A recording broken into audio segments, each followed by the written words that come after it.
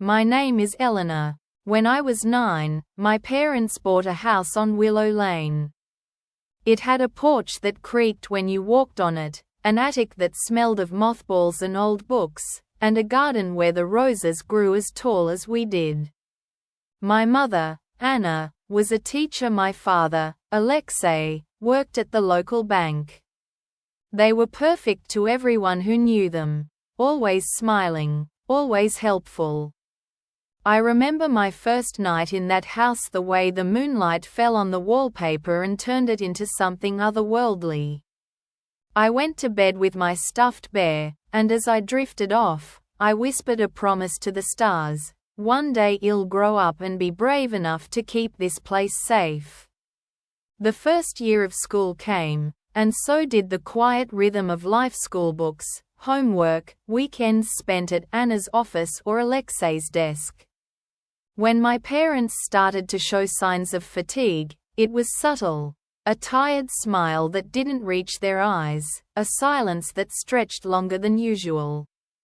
I thought it was just the exhaustion of being a teenager. After all, we had exams and competitions. But then the first lie began. Greater than the first lie, Alexei told me that he was working late because the bank needed him to finish a big project. The truth?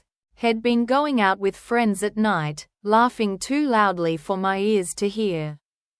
Anna's smile had grown thin. She said he'll do it later when I asked her about his work schedule. I did not confront them.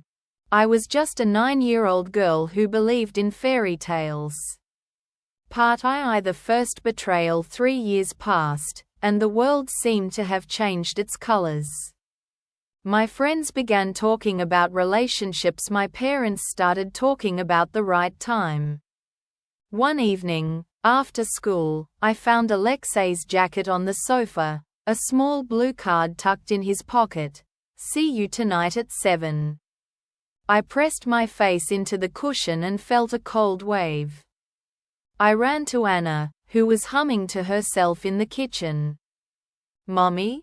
I asked, my voice trembling. Anna turned around slowly, her eyes reflecting the same confusion that filled mine. "What is it, love?" she whispered. I told her what I had seen. She looked at Alexei's jacket as if it were a foreign object. Then she put her hand over my mouth and said, "Shush. It's just a joke." That night, the house felt colder than winter. The silence was louder than thunder. The next morning, when I asked Anna about Alexei's project, she shrugged. "He has a lot of work, you know. We'll talk later." I began to notice small things. Alexei coming home earlier with a faint perfume on his clothes, Anna spending hours on her laptop while the house stayed dark. The world had shifted from bright to dim, and I was left in the shadows. Part I. The truth unveiled. In my 7th grade, a friend from school, Maria, brought a stack of letters into class, one for each student. If you're ever tempted to lie, remember that truth is the only thing that can't be taken away. She said she had found them in her attic. I was curious and asked her where she found them. She smiled sadly and handed me a thin envelope.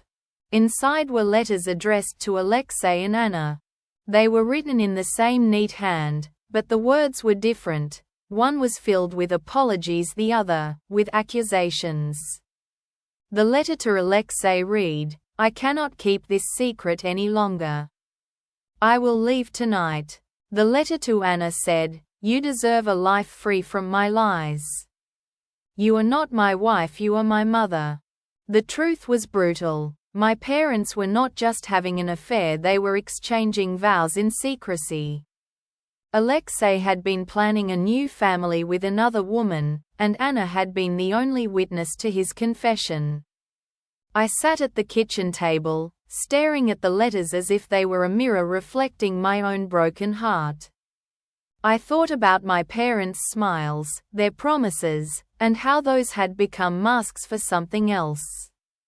The house felt like an abandoned theater where actors were performing a tragedy I didn't know was real until now. Part IV. The decision. The next week, Alexei came home early. He looked tired but not like the man who'd been telling me about big projects. Anna was quiet, her eyes had lost their sparkle. I walked into their living room and saw them both standing by the window, looking out at the garden that once bloomed with roses. "Why are you here?"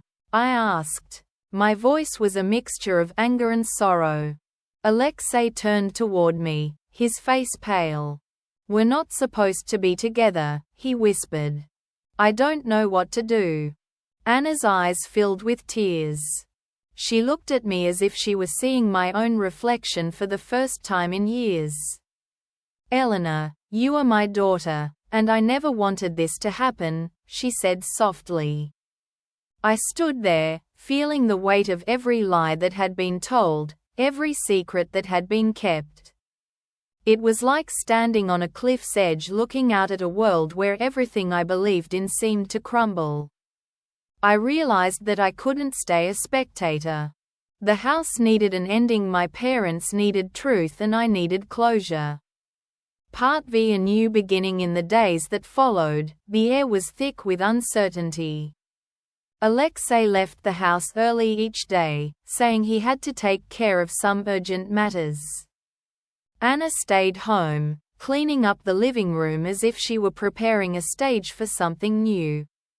One afternoon, I found my father's old guitar in the attic. He'd never taught me how to play it, but his fingers were still there, resting on the strings. I picked up the instrument and strummed softly. The notes echoed through the house, filling every corner with music that had no place for lies. The next morning, Anna called me to the kitchen.